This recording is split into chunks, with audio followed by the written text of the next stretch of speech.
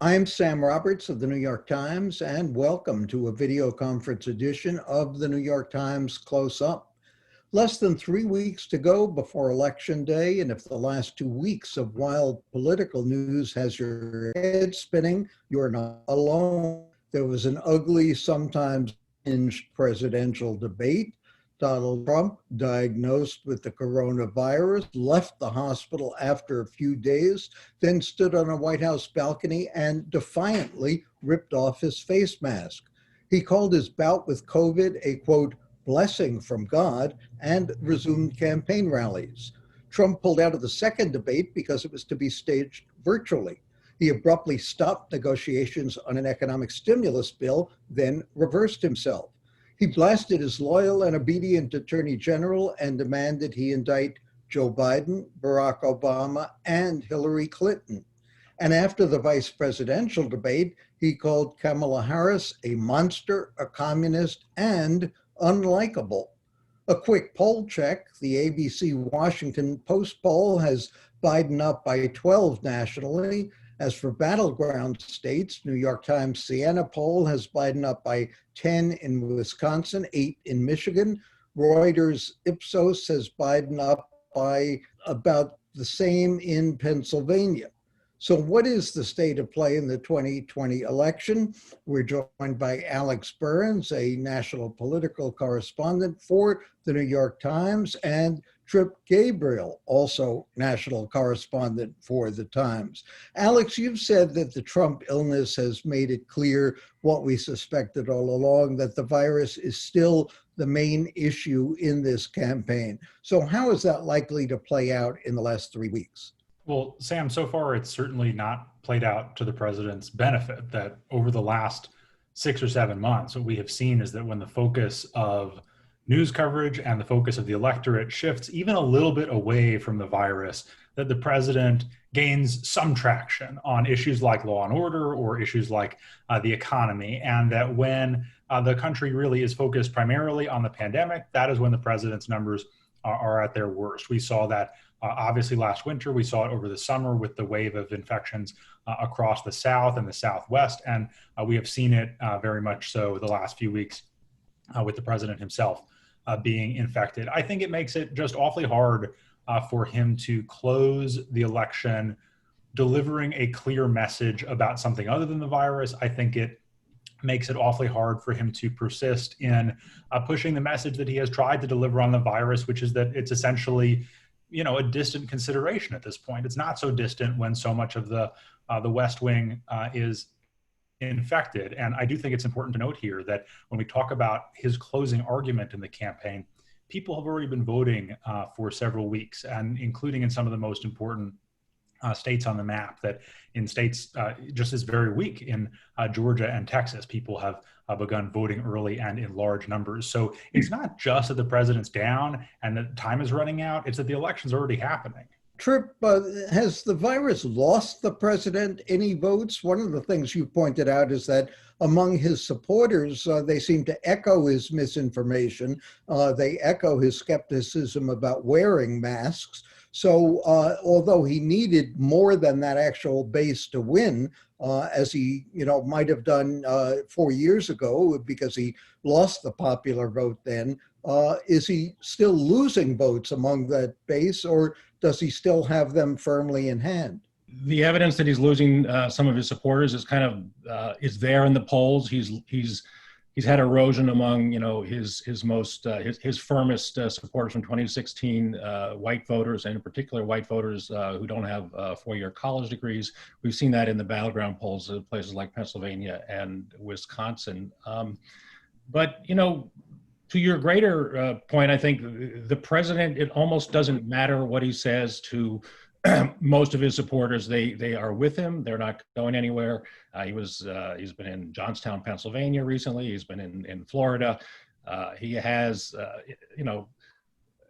a solid base of support among a certain group of voters who inhabit an alternative universe, perhaps in terms of their information.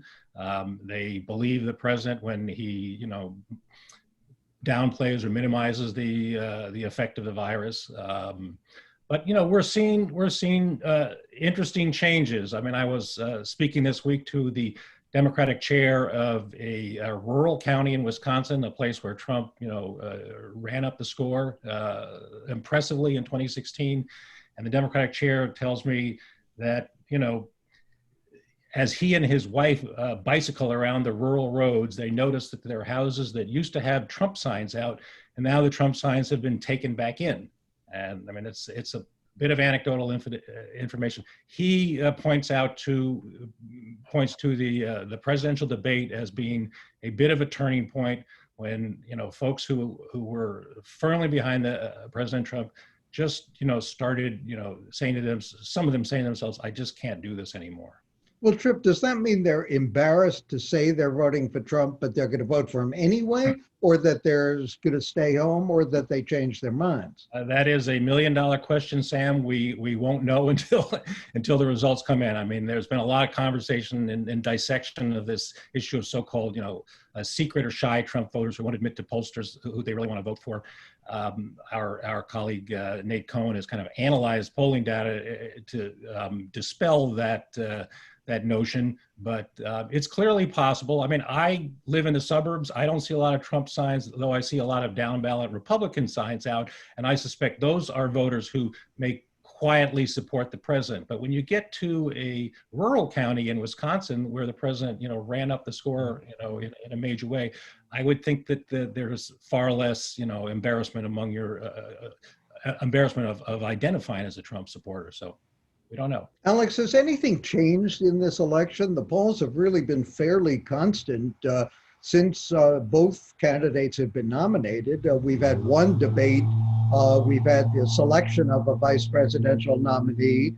We've had the president getting the COVID virus. Has anything really mattered? We still, of course, have 3 weeks to go, and there's time for yet another October surprise. We also have the Supreme Court nomination now pending before the Senate. But it's sort of striking that nothing has budged. And as you say, a lot of people have already voted. So I think that's it's one of the sort of big things that I think we have wrestled with in this campaign is how do you cover an election that seems so stable in the midst of all this chaos? But I guess I'd point to just 3 quick things that have changed somewhat since the start of the year. There's no question that most people back in January already had a pretty fixed view of President Trump.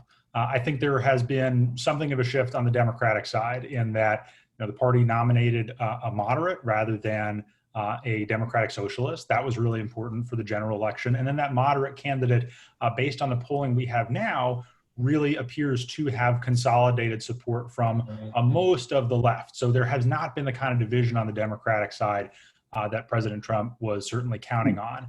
I think that at the beginning of the year, there were a lot of voters, including in the suburbs that Tripp just mentioned, who were clearly appalled by the president's personal behavior and personal character, but who were at least somewhat open to him because of his economic policies. And I think the virus really closed the door for the president with a lot of those voters. They're just not considering him anymore. The economy's bad and he's mismanaged this virus. Then the third thing is, I think, really what Tripp just mentioned in terms of the indications that maybe there is some erosion in the president's base in the polls. And, I think we all have an appropriate degree of skepticism about whether that will persist until Election Day. And on the Republican side, if there's one thing that I think folks in the party are clinging to as, some reason for hope, is that, right now maybe the president's numbers are artificially low because his supporters are sort of demoralized, but not that they've flipped over to Joe Biden, that you could bring them back by Election Day. That's probably not enough for the president to win, but it might be enough for him to save the Republican Senate majority and a bunch of House seats in places. But, if we did get to November 3rd and there were signs of the kind of fracturing even on the margins of the president's base, the way we see it today, it'd be the first time we've seen that in a national election or in a major election since Trump's first win in 2016. Tripp, speaking of the Senate race, you reported the other day the race in South Carolina. Jamie Harrison reported in the last filing period raising an astonishing $57 million in his challenge to Lindsey Graham. What does that portend? What is it likely to mean for the Democrats taking the Senate. And, is there some sort of backlash against Republicans, as Alex says, down ballot as well as with the presidency? There seems to be, Sam. I think that you have to take with a large grain of salt those fundraising numbers. I mean, they are door-busting numbers. $57 million for Lindsey Graham in South Carolina. Most of the money comes from out of state. It can be seen perhaps as a measure of Democratic enthusiasm nationally. South Carolina is the polls show a pretty tight race between Graham and his challenger Jamie Harrison, but still, that's a very uphill fight for a Democrat in a very conservative state. But when you do the math, there are enough. There's many as a dozen contested Republican-held seats right now. There's at least one in Alabama, a Democratic-held seat that is likely to flip to Republican. So when you do the math, it looks pretty good for Democrats, but a lot could go against them. I mean, you might find voters who are ticket splitters who want to, don't think Donald Trump should be in office, but they want to put a check on a President Biden, and so they will vote for the Republican senator. And these are kind of your independent voters, your swing voters, and there are a fair number of them in a lot of these states. It's a truism, of course, that the election is going to turn on who comes out to vote. Do we have any sense as to which candidate has got more enthusiastic supporters at this point? Are the Democrats really primed to get rid of Donald Trump, or are Trump supporters really out there to make sure that their candidate stays in office? Sam, I think the answer is yes. on both sides of that question. And this is something that I think strategists in both parties have been pretty eyes open about for a while. You saw this in the midterm elections. You saw this in off-year elections last year, that the president revs up both sides of the election. So I don't think this is going to be a race that hinges on one side staying home and the other side showing up in strong numbers. I do think that we are likely to have record voter turnout across the board. I do think, obviously, right now, the president's supporters are, again, somewhat more demoralized, but it is going to take longer for us to know what kind of enthusiasm there is in the way of Republican turnout, because the president's voters are disproportionately planning to vote on Election Day, whereas Joe Biden's supporters are disproportionately planning to vote early or by mail. We already see that in the early and mail-in voting numbers that are just, busting through all kinds of records. Trip, what do we see that Joe Biden has to do between now and the election? Just keep doing what he's doing, not rock the boat, just keep staying ahead as he seems to be in the polls? Or does he have to do anything a little bit more aggressive between now and November 3rd, too? The number one thing Joe Biden has to do is not get sick, is not to come down with coronavirus infection. I mean, I think that, his age, just like the president's age, puts him in a very vulnerable a group if he were to become ill. And, when at this point, Biden's lead, if we believe the polls, is very strong nationally and very strong in swing states. And, you start to think about black swan events, something that could really cause the election to pivot. We saw it in 2016, late in the race, with the FBI director, re-raising the issue of Hillary Clinton's emails, and a lot of, undecided voters broke late for Donald Trump. The Biden campaign doesn't want anything like that to happen. And in terms of whether he should be hitting 3 states a day or 1 state a day, to try to match Trump's pace, I think that's an academic argument among strategists that won't matter a whole lot at this point. And Alex, what about the final sprint for Donald Trump? Is there anything he should or should not do, although it's hard to tell him not to do anything in these final 3 weeks?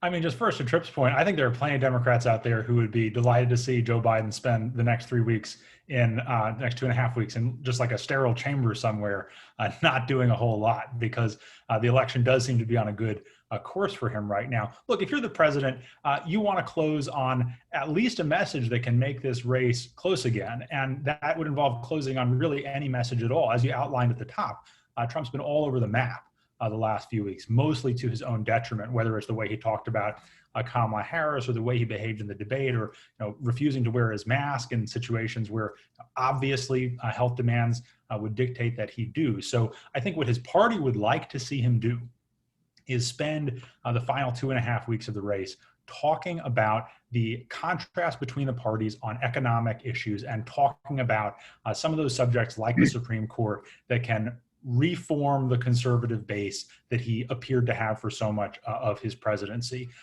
That's, again, more of a strategy that is about using the president to rescue Republican Senate candidates in places like South Carolina and Kansas and Texas and Alaska than it is about actually reelecting the president. For that to happen, he would obviously need to have a very, very strong last debate. And as Tripp said, some black swan event that just does real damage to Biden.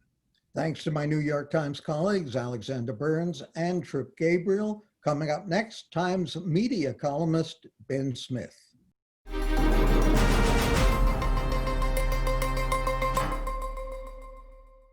Ben Smith writes the media equation column for the New York Times, and it's a must read. Check out the headline from a stunning column he wrote this past week. An arrest in Canada casts a shadow on a New York Times star and the Times. Smith writes, the paper is in the midst of an evolution from the stodgy paper of record into a juicy collection of great narratives on the web and streaming services. But given Donald Trump's COVID diagnosis, his column headlined, How to Cover a Sick Old Man, also caught our eye. He was writing about reporters trying to get solid information about Trump's condition from a physician who is more of a spin doctor. Quote, it's hard not to feel some revulsion for the sight of healthy, TV-ready young journalists braying for the vital signs of a sick old man. But there is no question that this prying is in the urgent public interest, and the White House press corps is working with admirable aggression and openness. Keep in mind, Donald Trump is 74, Joe Biden 77, House Speaker Pelosi 80, and Senate Leader McConnell almost 79. Plenty to talk about with Ben Smith, the media equation. You had the column reporting on terrorism last week, and Ms. Calamachi facing some intense criticism from in the New York Times and out for her style of reporting. But you had one paragraph at the end of that, Ben, that caught my eye too. And you said, while some of the coverage has portrayed her as a kind of rogue actor at the Times, my reporting suggests that she was delivering what the senior-most leaders of the news organization asked for with their support. So what does that mean for what the leaders of the news organization are in fact looking for these days? I should just probably disclose how weird it is to, write about and talk about the New York Times when you're on New York Times payroll. It's sort of the ultimate conflict of interest. And I hesitate to just sort of riff on what my bosses think and want. But I do think that often when papers get into trouble, it's like overzealous. It's often a sign of the direction they're headed and what they're trying to do. And I think, stories with these kind of clear, strong, cinematic, appealing narratives work on the internet, and then also really lend themselves to the sort of new media projects, TV and film and audio that the Times is very focused on. And so, that led, when there were really intense internal conflicts between Rukmini and beat reporters and other Times people, I think that sort of led senior managers to look kindly on her. Okay, that's sort of dodging the question a little bit. But yeah, one of the things you did talk about in that New York Intelligencer piece was there are internet values versus print values. So, our future, at least commercially, is certainly the internet. How do we reconcile those competing values? How do we maintain the standards that we always had in print, which were pretty high by most measures? Not everyone would agree with that, of course. but with the storytelling, with the narrative, with the video, with the immediacy of telling and presenting news on the web. Well, first of all, I don't think this is just internet values. I mean, I think if you look at big time scandals of recent history, you have Judy Miller, Jason Blair, also in different ways, people who, you know, gave the editors exactly what they wanted. And you know, and more broadly, I guess I tend to, I mean, I'm not that familiar with the history of the Times, but I do think that people often overestimate the kind of quality of journalism in the past. I think more about the New Yorker and the extent to which people routinely fabricated quotes and sources in great magazine journalism and great narrative American journalism, just routinely made things up for all of recorded history until like pretty recently. There's a great article from, I think, the late 80s, early 90s, where a New Yorker writer gets caught making things up and says, oh no, it was a composite. That's just how you do it. So I think that and I guess I think that specifically this kind of tension just comes with when, you know, the tension between a great story that often in some sense tells your audience kind of what they expected and wanted to hear, like these scary terrorists are coming for you in your bed in New Jersey, versus just the inevitably more complicated reality. I think an interesting counterpoint to it and a great story, because often the best stories are actually really surprising. And actually, I would say in Rukmini's story, and in her defense, and some of her great stories were early on about the fact that ISIS at least aspired to, and Al-Qaeda aspired to, have internal structures and accountants and, you know, penny pinching expense policies where they were sending back people's receipts and stuff, which kind of undermined the stereotype of this kind of like ragtag band of crazies. I think some of her critics then think it kind of went too far in portraying them as a functioning state. But that's, you know, those are sort of interesting arguments, and the good stories are often the surprising ones. I think about another time story that Ellen Barry is great. You know, there's this great yarn told 1,000,000 times about this Indian prince living in exile in the jungle. And she just figured out, like she set out to tell that same romantic story that had been written a lot of times. And just realized at some point that it was a made up story. And the real story, which was more interesting, was how this guy had, you know, conned the press for years into believing it. The real story about the health of politicians. At what point can we be accused of prying as opposed to telling the public what they ought to know about a public official's health? I think it's really tricky because I feel personally uncomfortable with it. I mean, you often have, and John Bresnahan, who's probably the most aggressive reporter on Capitol Hill on this stuff, told me, it's like you have a lot of respect for who these people were. And so it's not, you know, it's not, you know, there's something, it just feels impolite and kind of antisocial to go harassing somebody who has had this incredible career as they lose a step. And yet, obviously, if you're going to have a country that is run primarily by people in their late 70s and early 80s, these are just relevant questions. And if you look at the Supreme Court, look at the, you know, one of the very most important things in American political history this year will be that, you know, Ruth Bader Ginsburg died at 87 and a half rather than 88. And these are incredibly important questions for American public life. And so you have to be able to dig into them. I mean, I do think the right answer is a set of norms and laws that require disclosure and testing. You know, there are countries where when you hit 80 or hit 75, you got to be retested to drive every year. I think it's not that unusual to ask people to sort of check in on their, you know, physical and mental health at a certain age. And I guess I would prefer that it was something that didn't involve reporters screaming questions at press conferences, but require, you know, some sort of standardized disclosure. I mean, of course, politicians always lie about their health, and understandably, because they want to project their image as healthy and vigorous is important. I mean, it also, another way around this would be to have people in leadership who are, you know, a mere 50 or 60.